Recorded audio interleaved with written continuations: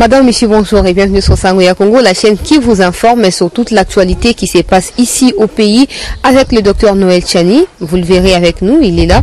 On va analyser tout ce qui s'est passé hier lors de plaidoiries au sein de la prison centrale de Makala en ce qui concerne ces dossiers 100 jours qui opposent Vital Kamerhe à la République démocratique du Congo. On va également parler de la nomination des mandataires. Cette nomination qui suscite beaucoup de paroles sur les réseaux, mais aussi des voix se lèvent pour déclarer et renoncer ce qui se passe réellement, parce que vous le savez, hein, que quand le président de la République est arrivé aux affaires, il a promis les changements, et ces changements-là doivent se passer dans tous les secteurs de la vie. Les entreprises publiques, les établissements publics ne sont pas exclus. Et pour parler de tous ces sujets, il est là avec nous. Bonjour et bienvenue, docteur. Bonjour, merci de me recevoir à Sangoya Congo. Merci d'avoir accepté de nous recevoir encore chez vous aujourd'hui. Première question, vous avez suivi attentivement ce que vous appelez demi-finale ou finale de la Coupe du Monde. Hier, ce qui s'est passé à la prison centrale de Makala, vous personnellement, vous avez retenu quoi? Oui, j'ai assisté à ce que je peux appeler le démarrage de la mise en place de l'état de droit en République démocratique du Congo, où des hauts fonctionnaires de l'État qui sont accusés de mégestion, de corruption, de détournement des fonds publics, où ils sont mis devant la barre, emprisonnés, habillés dans des habits de prisonniers, et ils comparaissent devant les juges. Je voudrais exprimer ma satisfaction rien que sur le processus, de voir que désormais, si quelqu'un se méconduit au sommet de l'État, quelles que soient ses fonctions dans notre pays, il faut qu'il s'attende à rendre compte. Et être jugé comme ça devant 100 millions de Congolais, même pas 100 millions de Congolais, mais au-delà de ça, devant le monde entier, parce que le procès était retransmis en direct, je crois que c'est honteux pour ceux qui sont jugés, mais en même temps aussi une occasion de fierté pour notre pays, pour que désormais, les gens commencent à être conscients que si jamais ils confondent les biens de l'État et les biens publics, voici ce qui va leur arriver. En dépit des contradictions, M. Vital Kamerhe hier a dit « Je vais laisser ma femme et mes enfants à la maison, mais moi je vais rester ici en prison » pour résumer ou pour essayer d'expliquer ce qu'il avait dit. Est-ce que c'est une façon pour lui de prédire sa prison ou qu'est-ce qu'il voulait dire exactement par là? Oui, j'ai suivi cette déclaration pour parler exactement comme lui. Il avait dit qu'il s'est réuni avec sa femme le matin. Ils ont prié et il a dit à sa femme de préparer les enfants psychologiquement parce que d'après lui, il estimait que la messe était dite. C'est-à-dire, il prévoit qu'il sera condamné. Et je pense qu'il n'a pas raison, qu'il n'a pas tort, je veux dire. Je pense qu'il n'a pas tort parce que en suivant la plaidoirie qui était faite par le ministère public, par aussi l'équipe qui représentait la République démocratique du Congo, l'avocat, les deux avocats qui ont parlé, bâtonnier Koko Kayudi et aussi maître Dibois. Je crois, et puis soutenu par le ministère public, le procureur général de la République, je crois que les allégations contre Kamerhe sont très fortes. Ils ont réussi à faire la chronologie des faits en montrant clairement quand est-ce que les conflits d'intérêts ont commencé à se mettre en place, et tout ce qui a été fait était fait de façon consciencieuse, bien planifiée. C'était une organisation intellectuelle de très haut niveau pour arriver à mettre la main sur les ressources publiques. Et la démonstration était extraordinaire, et jusqu'à aller à démontrer, à sortir tous les certificats d'enregistrement des propriétés immobilières acquises par la famille Kamerhe, ou les gens autour de Kamerhe, sa belle-fille ou son cousin Massaro, ou sa femme elle-même en France, ou Kamerhe lui-même, donc ici en République démocratique du Congo. Je crois que c'était, si je peux dire, même Kamerhe était surpris. Il ne s'attendait pas à ce que l'équipe de la République puisse avoir toutes ces informations. Ils ont fait un travail extraordinaire. Il faut les féliciter, au point où, quand ils ont fini la plaidoirie, et le ministère public a parlé pour plus ou moins bâtir aussi le cas contre Caméré. Je crois que ça a désarçonné l'équipe adverse, l'équipe de Caméré, au point où les avocats de Caméré étaient perdus. Ils ne savaient pas par où commencer, au point où je peux dire qu'ils ont abandonné le procès. On leur a donné 2 heures de plaidoirie, ils n'étaient pas en mesure d'utiliser les 2 heures, ils étaient en train d'insister sur les procédures pour en quelque sorte qu'on puisse remettre les plaidoiries à une date ultérieure. Or, ils savaient très bien, ils étaient venus pour les plaidoiries, mais j'ai vu qu'ils étaient désorientés, au point où ils ont abandonné le procès et M. Caméré a dû prendre le dessus lui-même en défendant son propre cas, alors que ses avocats qui auraient pu le défendre, donc, étaient bien gracieusement payés, mais pour ne rien faire. Donc, bref, je m'attends à ce qu'on ait un verdict assez exemplaire dans ce procès. Monsieur Noël Tchani, parlons exactement de ces contradictions entre les avocats de Monsieur Vital Caméré pour certains, parce que déjà les documents qu'il détenait au départ n'étaient pas les documents que détenait aussi Monsieur Vital Caméré. Du coup, ils se sont perdus même dans la lignée des choses. Est-ce que ces contradictions, ces divergences dans leur façon de s'exprimer, par exemple de manifester de la colère, de l'impulsivité, le ton élevé devant les juges, est-ce que ça ne peut pas handicaper ces procès, c'est-à-dire que aller dans le sens de condamner M. Vital Caméré? Non, moi je pense que objectivement, les arguments qui étaient avancés par les avocats de la République et le ministère public sont tellement forts. Beaucoup de gens, peut-être, qui ont toujours vécu au Congo ne peuvent pas voir ça. Mais moi, je vous dis que j'ai étudié, j'ai travaillé dans le Wall Street à New York, où il y a beaucoup de ce qu'on appelle des inside trading, où on accuse des gens de conflits d'intérêts. Et quand on accuse quelqu'un de conflit d'intérêts, on observe non pas simplement ce que lui, il a pu faire pour bénéficier d'une transaction ou d'une opération quelconque, on regarde aussi ce que les gens autour de lui ont pu faire pour s'enrichir malhonnêtement. Et dans ce cas précis, vous savez, lorsqu'on vous sort des certificats d'enregistrement des maisons ou des hôtels acquis en France ou achetés en République démocratique du Congo par des gens comme les Massaro, des gens qui ont des petits salaires, donc en travaillant à la SONAS, mais qui arrivent à s'acheter des maisons de 650 000 $, de 1 million $, donc des propriétés qu'ils ont obtenues de la part de qui? De la part de Monsieur Jamal, qui est en partenariat ou qui est accusé d'avoir obtenu du contrat qui lui serait attribué d'une façon ou d'une autre par le directeur de cabinet. Donc, en suivant tout ça, je peux vous assurer qu'il n'y a aucune possibilité que Vital Caméré s'en sorte.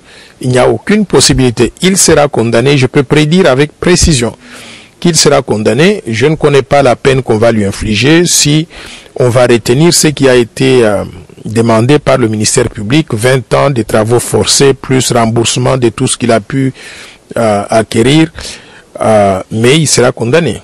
Et c'est un cas exemplaire parce que c'est la première fois que ça arrive dans notre pays. Un directeur de cabinet n'est pas n'importe quel bambino. Un directeur de cabinet, c'est littéralement la deuxième, sinon la troisième personnalité de la République. Alors, juger quelqu'un comme ça et arriver à prouver qu'il a eu de la méconduite vis-à-vis des biens de l'État, je crois que c'est un procès exemplaire et qui doit laisser des traces dans le mental du Congolais qui a suivi en direct pour qu'on sache que si demain, après-demain, vous faites la même chose, voici le sort que vous allez connaître.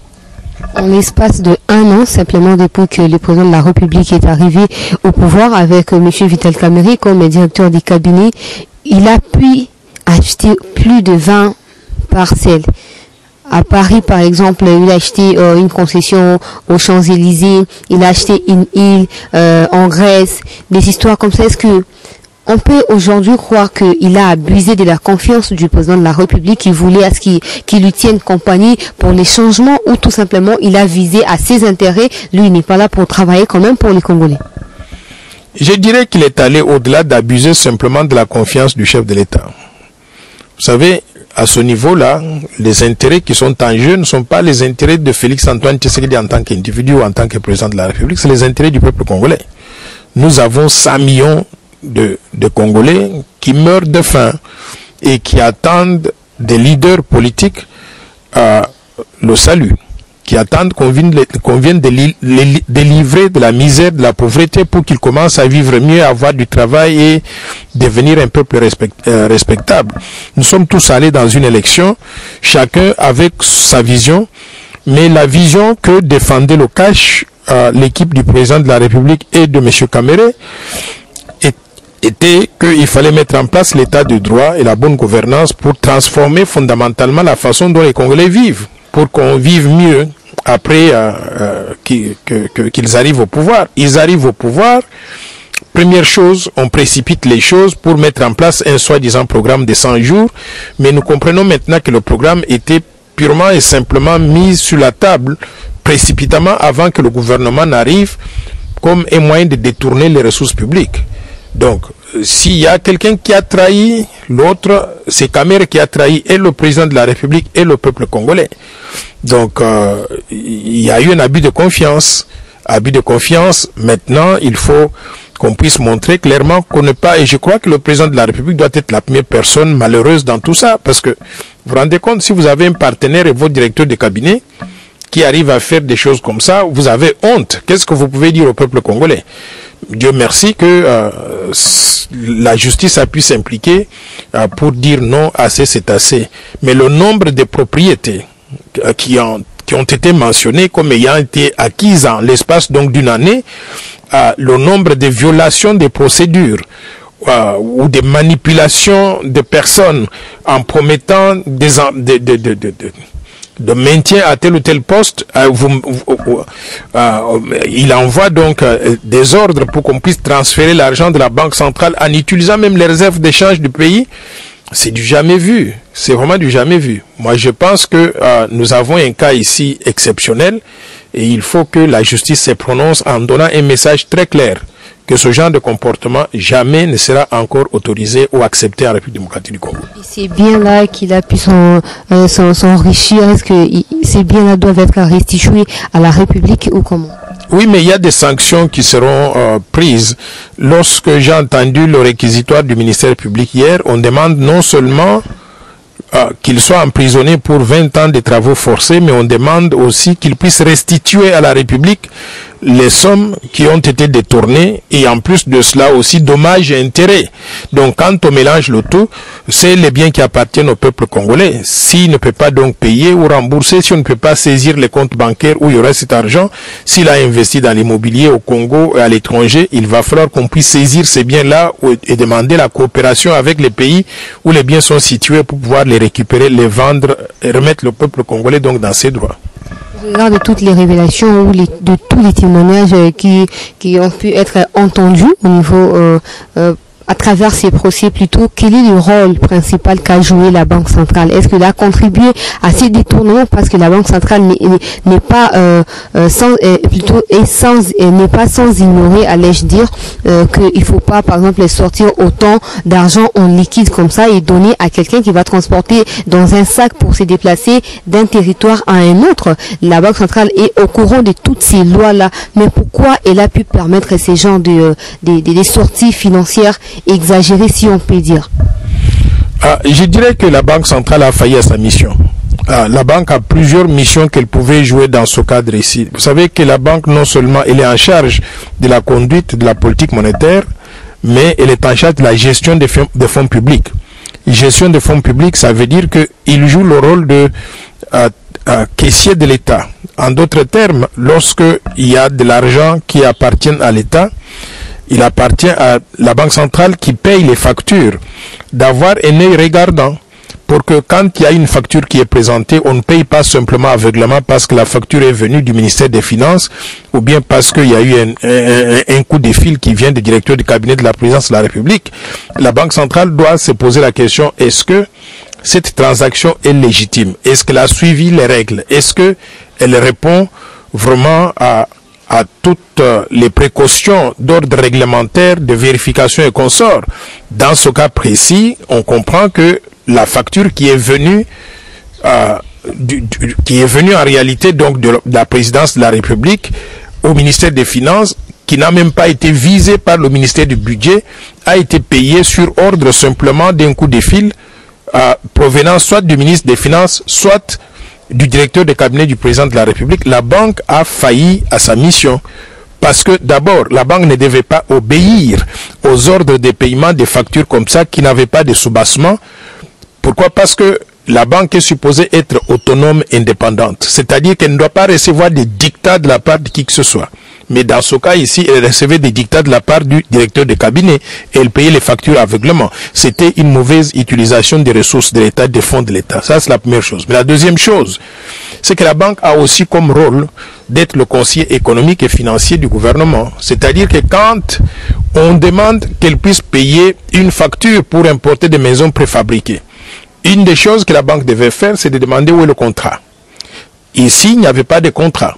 Mais si elle avait demandé qu'on lui donne le contrat, elle devait exiger par exemple que normalement quand on signe un contrat, à la signature, on paye généralement 20 à 30%. Une fois qu'on a délivré les maisons préfabriquées, ils peuvent payer peut-être les 50%.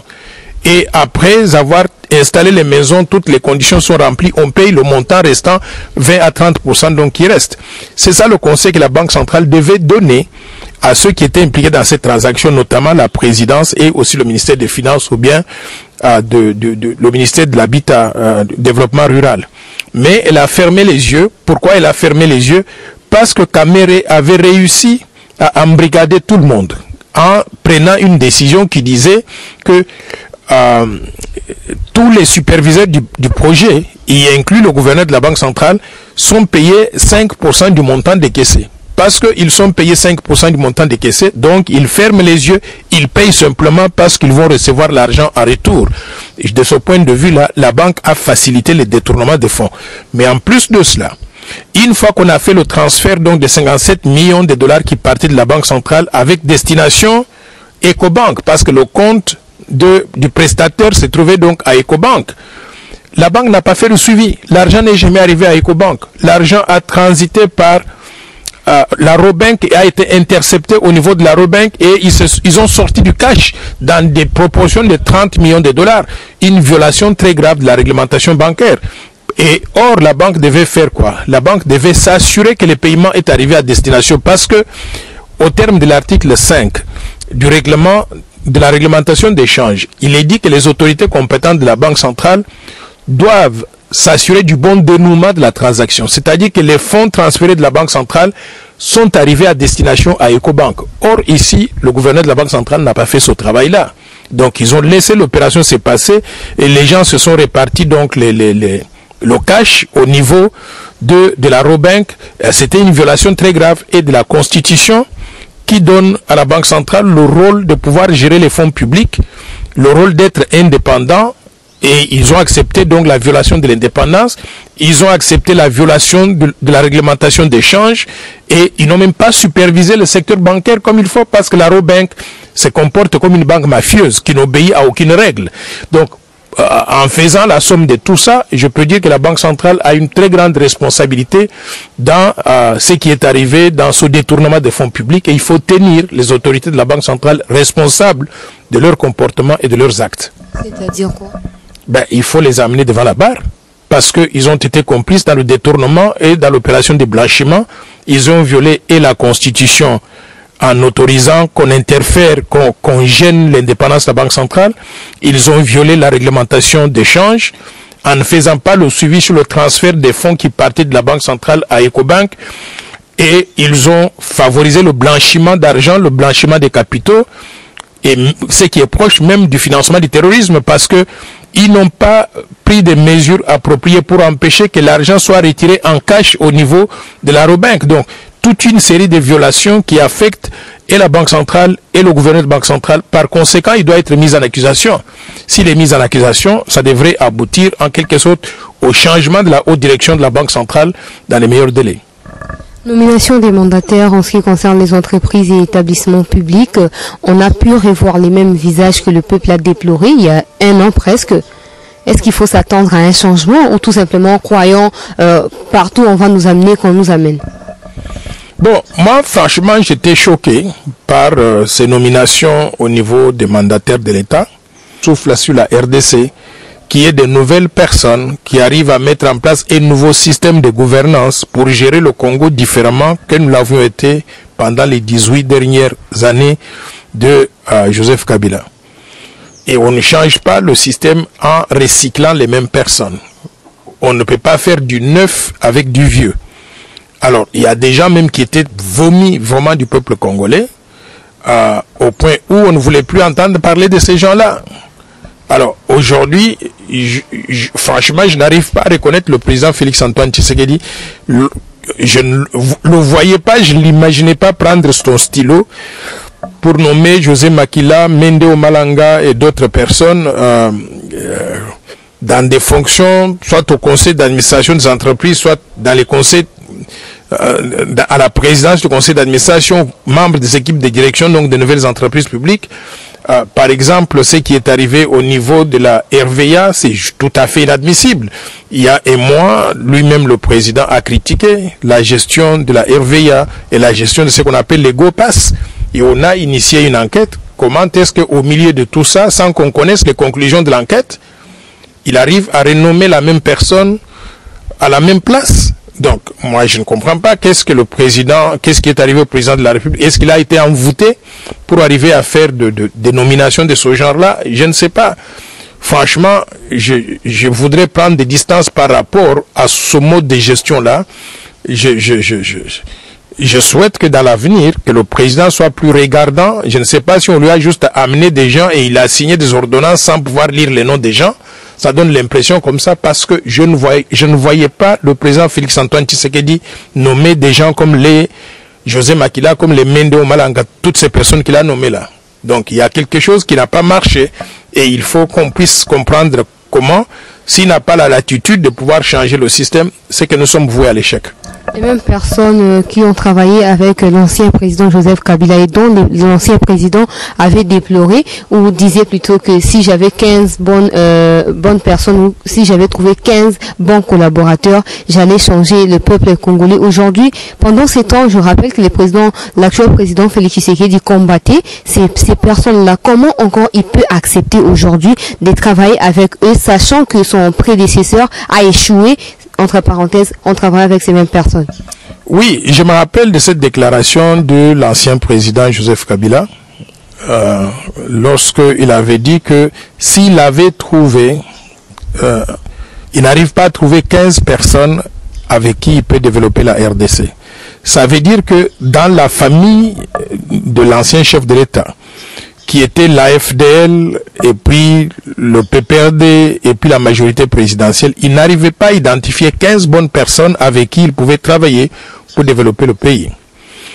Et je ne comprends pas qu'aujourd'hui, le président Félix-Antoine Tshisekedi, qui a un pool de 100 millions de Congolais, va chercher maintenant dans la famille de l'ancien président de la République qui n'avait pas trouvé 15 personnes. C'est là que le président Félix-Antoine Tshisekedi va puiser des gens avec qui il va travailler. Je ne comprends pas ça.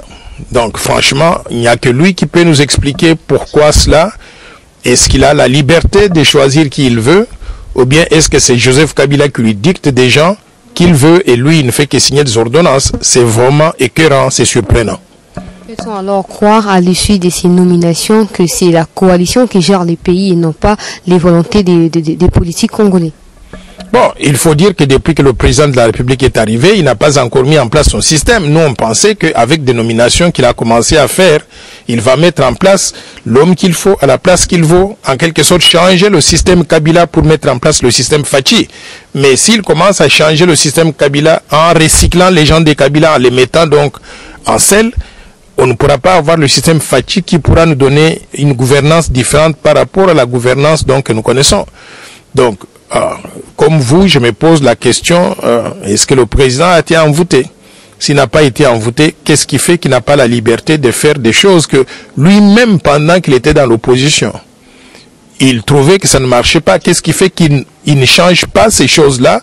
Il veut garder les mêmes individus qui sont responsables de la mauvaise gouvernance du pays. Monsieur Noël Tchani, parlons cette fois de la destitution de Jean-Marc Kaboun qui a par ailleurs ou avait saisi le Conseil d'État en ce qui concerne la démarche ou la procédure de cette destitution qu'il estimait pas légale, précipitée plutôt. Le Conseil d'État a tranché en disant que voilà, l'élection doit être sur soi Donc, il ne faut pas organiser l'élection du remplaçant de Jean-Marc Kabound à Kabound jusqu'à nouvel ordre. La Cour constitutionnelle, elle est aussi saisie du dossier, mais on peut appeler ça bras de fer qui est déclenché entre la présidente de l'Assemblée nationale qui s'estime garante en ce qui concerne les fonctionnements de l'Assemblée nationale. Vous l'avez dit vous-même ici que eux ils sont là, ils votent les lois, mais malheureusement eux-mêmes n'arrivent pas à respecter ces lois. Hier, la présidente Madame Janine Mabunda a pu publier une communication pour dire que il avait convoqué tous les députés à prendre part à cette élection qui devrait avoir lieu aujourd'hui. Malheureusement, la police a été déployée sur le terrain et actuellement là, l'Assemblée nationale elle est fermée. Qu'est-ce qu'il faut retenir? Est-ce que nous sommes en voie d'une crise des institutions ou comment? Oui, vous savez, moi je suis très déçu de cette attitude de l'Assemblée nationale. Pour la simple raison que l'Assemblée nationale a pour mission de concevoir les lois, projets de loi, de les approuver et de les voter. Et on nous fabrique des lois auxquelles nous, peuple congolais, nous devons nous soumettre. Tout le monde doit se soumettre aux lois votées par l'Assemblée nationale. Donc ces députés-là, ils doivent prêcher par l'exemple. Donc quand il y a un ordre institutionnel en place, on respecte l'ordre institutionnel. Jean-Marc Kabound est allé, il a estimé que ses droits ont été violés. Il est allé saisir le Conseil d'État. Et le Conseil d'État s'est prononcé en lui donnant raison, mais en disant, Assemblée nationale patientée, ne votez pas encore un remplaçant de Jean-Marc Kabound, attendez que la Cour suprême, qui est la Cour constitutionnelle, se prononce. Et si la Cour constitutionnelle donne raison à Jean-Marc Kabound, on le rétablit dans ses fonctions. Parce que tout le monde doit se soumettre. Mais si la Cour constitutionnelle ne se prononce pas, vous allez en ce moment-là procéder au vote pour le remplacer. Moi, je crois que c'est si simple à comprendre. Et je croyais que Mme Janine Mabunda, en tant que dame, était plus sage que les hommes. Mais elle me paraît être aussi brutale que tous les brutes que nous avons donc dans notre pays. Alors, je ne comprends pas comment elle peut vouloir organiser donc le vote en rejetant la recommandation du Conseil d'État. Donc, nous sommes dans un pays où les institutions ne se respectent pas. On veut faire un bras de fer et il n'y a personne il n'y a pas de sagesse en quelque sorte. Moi, je crois que c'est une erreur monumentale. Et d'ailleurs, ce qui est arrivé crée une crise institutionnelle où entre le législatif, entre la justice et l'Assemblée nationale, c'est une crise institutionnelle qui demandera peut-être l'arbitrage du chef de l'État. Et l'arbitrage, vous savez sous quelle forme elle peut venir? Il peut dissoudre maintenant l'Assemblée nationale parce que les institutions ne marchent pas. Il peut dissoudre l'Assemblée nationale, réorganiser des élections, foutre tous ces gens qui font l'anarchie donc dehors et recommencer donc à zéro. Parce que ça ne marche, le pays ne peut pas se développer comme ça. Comment voulez-vous qu'il y ait une décision qui vienne du Conseil d'État et que l'Assemblée nationale refuse? C'est pour réaliser quoi? Et demain, lorsque la Cour constitutionnelle va se prononcer, qu'est-ce qui va se passer? Donc, moi je crois que l'Assemblée nationale et nos députés nationaux, se sont mal comportés. Ils doivent respecter un certain ordre institutionnel, une certaine logique. Ils doivent respecter les décisions de la justice. Et s'ils donnent ce mauvais exemple-là en refusant d'obtempérer à l'injonction faite par le Conseil d'État, je crois que nous sommes mal partis et je voudrais appeler à l'arbitrage du magistrat suprême qui est donc le chef de l'État. Vous voulez dire qu'au cas de crise qui peut se déclencher dans les jours qui suivent entre ces institutions, il faudrait dissoudre l'Assemblée pour vous? Bon, si ça ne marche pas, si les institutions de la République donc ne marchent pas, le rôle du chef de l'État, c'est d'être le garant du bon fonctionnement des institutions. Mais si les institutions ne marchent pas, vous voulez qu'on fasse quoi? Il faudra qu'il puisse user de son stylo rouge pour dissoudre l'Assemblée qui ne fonctionne pas et réorganiser donc les choses pour que nous puissions peut-être recommencer à zéro. Mais dans les conditions actuelles, j'estime que nous sommes très mal partis. Je voudrais aussi en profiter, parce qu'on parle de l'Assemblée nationale, j'ai vu certains ténors de députés. J'ai vu Lambert Mende qui parlait. Je voudrais interpeller les gens. On vient de nommer certains des députés comme mandataires de l'État. On a un individu qui est député national, mais qu'on nomme président du conseil d'administration d'une entreprise publique et qui va le matin aller au Parlement et le soir aller comme président du conseil d'administration de l'entreprise publique. Nous sommes un pays de 100 millions d'habitants. Nous avons 85% des gens au chômage. Est-ce qu'on doit avoir les cumuls des fonctions des gens à ce niveau-là? Moi, je dis non. Donc, si vous êtes nommé président du conseil d'administration d'une entreprise publique, vous n'avez qu'à démissionner donc de l'Assemblée nationale et ne plus être député national. Et vous allez vous concentrer sur le rôle donc du président du conseil d'administration ou vice-versa. Mais le cumul des fonctions, d'abord diminue les opportunités pour le reste de la République et crée des conflits d'intérêts et aboutit à la sous-utilisation des ressources et la mauvaise performance des entreprises publiques parce que la personne n'a pas la tête pour se concentrer sur le travail qu'on lui a donné s'il doit faire 3 ou 4 travaux à la fois. Justement, pour chuter, qu'est-ce que vous proposez en ce qui concerne ces nominations? C'est-à-dire que vous avez cité là qu'il y a certains qui sont des députés nationaux, en même temps nommés des présidents des conseils d'administration, mais il y a aussi d'autres qui sont députés provinciaux. Il est en même temps député national, il est aussi nommé président d'une entreprise publique. Est-ce qu'il faut continuer comme ça? Qu'est-ce que vous avez à proposer? Mais qu'est-ce qu'aussi vous proposez à l'Assemblée nationale et au Conseil d'État par rapport à cette crise? Moi, je pense que lorsque on nomme quelqu'un qui est dans une position officielle, on le nomme à un autre poste, il faut qu'il choisisse. Il ne peut pas faire les deux. Donc, en faisant les deux, je crois que ça aboutit à la situation des conflits d'intérêts, mais également à la mauvaise performance des deux institutions dans lesquelles il est impliqué, parce qu'il n'aura pas la tête à se concentrer sur les deux à la fois. Donc, je crois que si vous êtes sénateur et on vous nomme dans une entreprise publique, choisissez entre le Sénat et cette entreprise publique. Ou si vous êtes député national, choisissez. Sinon, on aura les mêmes individus, la même personne qui sera sénateur, qui peut être député provincial, comme José Makila, qui sera aussi président du conseil d'administration d'une entreprise publique.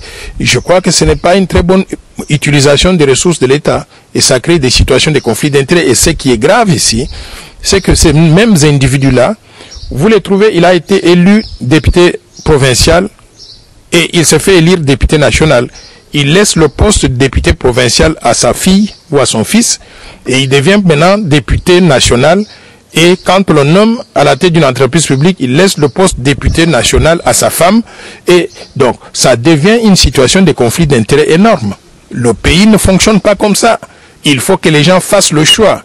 Et je suis même surpris, j'ai vu que dans l'ordonnance qui est signée par le chef de l'État, on dit « vu le dossier personnel de l'intéressé ». Mais est-ce que le chef de l'État a vu vraiment les informations qu'il y avait dans le dossier personnel donc des intéressés? Parce que s'il avait vu ça, il n'aurait pas nommé des gens qui sont déjà employés quelque part dans de nouvelles fonctions où ils vont faire le cumul de fonctions.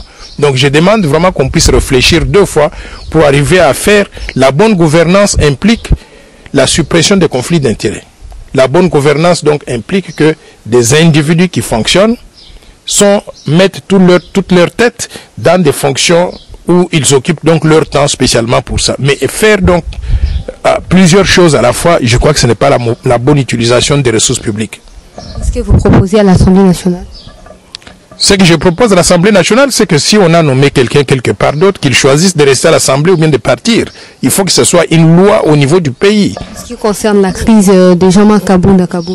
Oui, la crise de Jean-Marc Kabound, je crois que le Conseil d'État a tranché, a demandé qu'on puisse surseoir le choix ou le vote du remplaçant de Jean-Marc Kabound comme étant premier président de l'Assemblée nationale. Il faut attendre, c'est une question de quelque temps. L'Assemblée nationale va perdre quoi si elle reportait ce vote-là d'une semaine? Maintenant, si elle reporte le vote d'une semaine et que la Cour constitutionnelle donc décide que Jean-Marc Kabound doit retourner dans son poste de premier vice-président de la République, la justice a tranché. La haute instance du pays a tranché, il faut respecter ça. Maintenant, si on tranche qu'il n'avait pas raison et qu'il faut choisir quelqu'un d'autre, la haute juridiction du pays donc a décidé, il faut que tout le monde respecte ça. Un état de droit implique que chaque institution fasse son travail. Et en cas de conflit, l'institution qu'on appelle la Cour constitutionnelle, c'est la Cour suprême du pays. Elle est habilitée à trancher toute question Et il faut attendre que cette institution-là se prononce le plus rapidement possible et que tout le monde s'incline devant cette décision-là. Votre dernier mot? Mon dernier mot, c'est que tout le monde parle de l'état de droit, mais l'état de droit vient avec des devoirs et des obligations. Il faut que, pour que ça puisse marcher correctement, que tout le monde, y inclut ceux qui sont des députés, des sénateurs, les chefs de l'État, des citoyens ordinaires comme nous, il faut que chacun de nous accepte de se soumettre à la loi et d'accepter. Parfois, des décisions sont inconfortables, mais quand la décision donc est prise, il faut que tout le monde s'incline, respecte cette décision-là. C'est ça l'avènement de ce que nous voulons, de ce que nous appelons l'état de droit. Si chacun de nous doit être une exception par rapport à la loi, on n'a plus d'état de droit. Donc, j'invite tout le monde à pouvoir respecter la loi, à pouvoir respecter les institutions, et j'invite chaque institution à jouer son rôle comme il se doit pour que le Congo puisse marcher normalement. Merci, docteur Noël Tchani, d'avoir répondu à nos questions. Merci à vous tous qui nous avez suivis à travers cette émission. Merci à Moura qui était derrière la caméra. Je vous retrouve prochainement.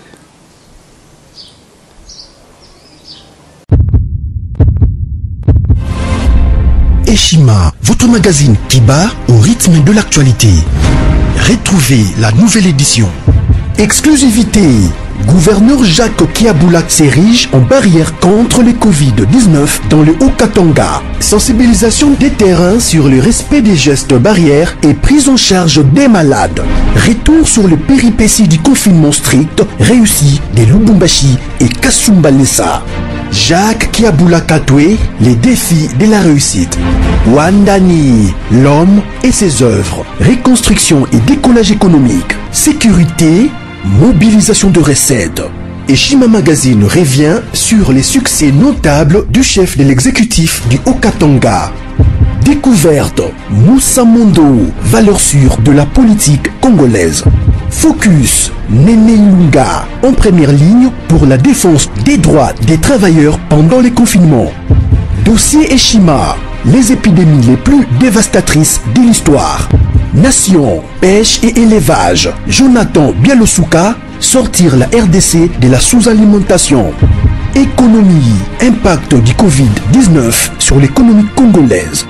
Afrique, que restait-il de la France-Afrique? Retrouvez l'intégralité du magazine Eshima dans les kiosques. Eshima Magazine, un nouveau standard d'information.